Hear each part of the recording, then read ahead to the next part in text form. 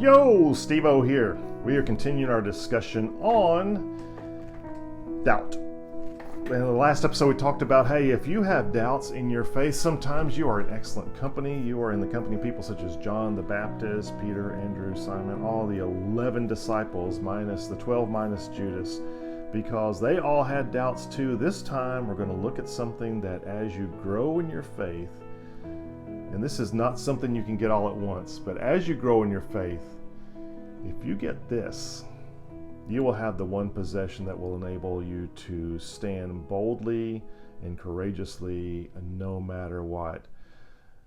But I got to ask you a strange question.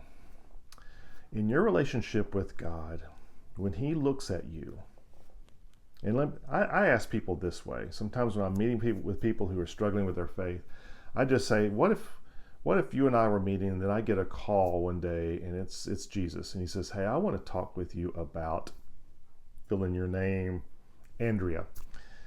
Sure. Okay, so I'm going, and He says, I'm going to appear at the local coffee shop. I'm going to look just like your friend Charles. And so I'm going to meet you at 8:30. And so you hear about that and you're going, my goodness, what's He going to say about me? You know, I'm working with this guy, Stevo, and with some faith issues. What's Jesus going to say about me? And so you decide you're going to disguise yourself and you're going to sneak into the coffee shop about 15 minutes early and have a hat and sunglasses, and you're going to watch my friend Charles, who is actually Jesus, tell me about you. So let me ask you something. When He shows up and He starts talking to me, what's His face look like when He talks about you? Is it kind of like, oh gosh, Andrea's not too good? Is He disappointed? Do you see, if she would only do, hey man, let me just tell you something. What I think He would do, He would be excited and full of joy. And let me tell you about her face when she wakes up, His face when He wakes up. Oh, when I made him, when I made her, I knew them before they were in the womb. Check that out in Jeremiah chapter 1, that we are known before we are in our mother's womb. Man, you are special to God. But let me ask you something. Can you envision in this coffee shop scene that when God talked about you, that He would break out into singing and maybe dance a little bit while He was singing because He was so thrilled with you? The answer I usually get from people on that is, no. I mean, I know He likes me, but if I could straighten this up, and if I could get this better, and if I would stop doing this, I mean, it's really strange. People really struggle with God's love for them when it really comes down to it. And then I can say, well, what about God's love for that child over there, or your mom, or oh yeah, they love them. You know, the deal is, we think no one sins like we sin. No one falls short like we fall short. Think about this, though. There's this passage in the book, your favorite book of the Bible, Zephaniah. You know, if you're like me, I usually have to look in the index to find Zephaniah. But there's something interesting that is recorded by the prophet there. It's this, Zephaniah 3:17. The Lord your God is in your midst, a mighty one who will save. He will rejoice over you with gladness. He will quiet you by His love. He will exult over you with loud singing. Now, one of the things we have to understand about Bible interpretation is that this was written to someone very specifically. In this case, I think it was written to Judah. But you also have to understand that this is written about who God is. This is a revelation of who God is. God is not a respecter of persons. You know, when we say that Israel was God's chosen people, we're not talking about chosen as like being a favorite child. He calls them an obstinate people. You know, they were chosen based upon the faithfulness of one man.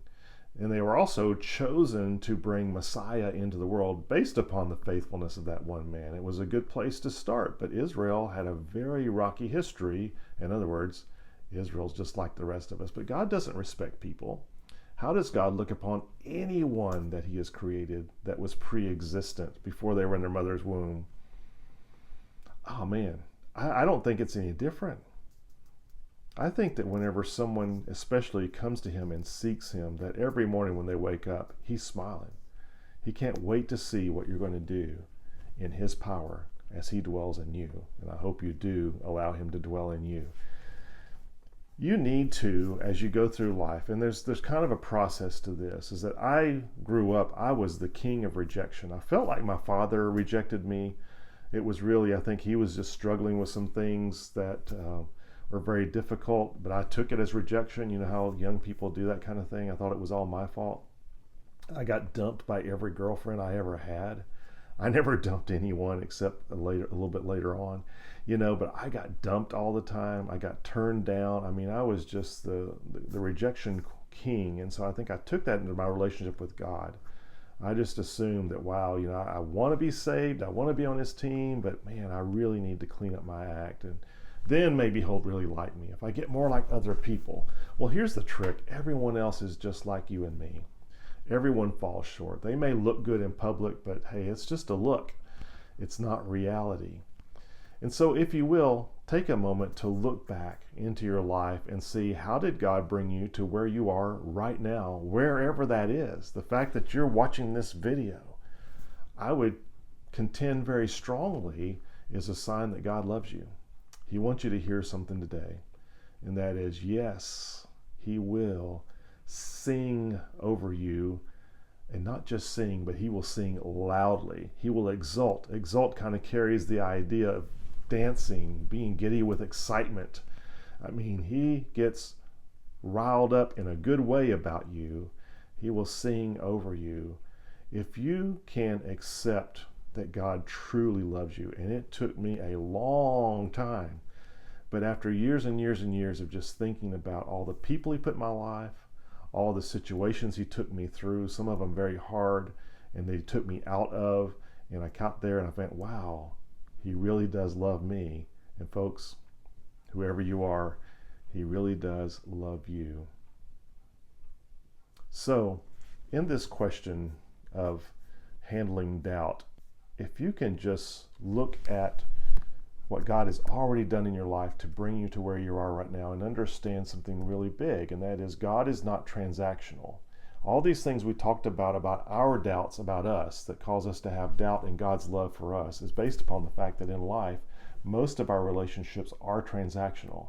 If you do a good job at work, you get a promotion. If you show up every day, you get a paycheck. If you and I are friends and I don't let you down, you treat me nice. If I disappoint you or let you down, you may treat me poorly. That's called transactionalism. It's the way we treat each other. And we just assume that because we're that way, that God's that way. And he's not. He just simply isn't. So if you want to crush these doubts on how God feels about you, you really do need to take the time to look back and think about all that God has done to get you here today. I do recommend my most complete book on taking you through a process of growth and being who God knows you are is Superhero, Being Who God Says You Are. You can get it from your local bookstore. They can order it. You can get it on bookshop.org. You can look it up there just like you would on Amazon. You can get it from Amazon. I recommend you go local, go small. But however, it's a good way to kind of take yourself through a really strong growth process. And also, if you want to have a more vibrant picture of God's love, of Jesus' love for people that he encountered, get my book, First Person Messiah, Transforming Your Life Through Amazing Encounters with Jesus. You got to grow. You need to grow, because in this process of conquering doubt, of just crushing our doubts, you just need to lean in towards God quite a bit more, until you too, just like me, are convinced that God does sing over you.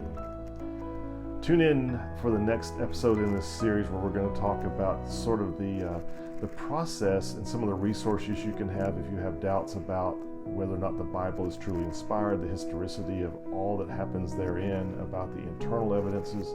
We'll talk more about the practical side of what is called apologetics and extinguishing your doubt. Till next time, let's do this, y'all. Stevo out.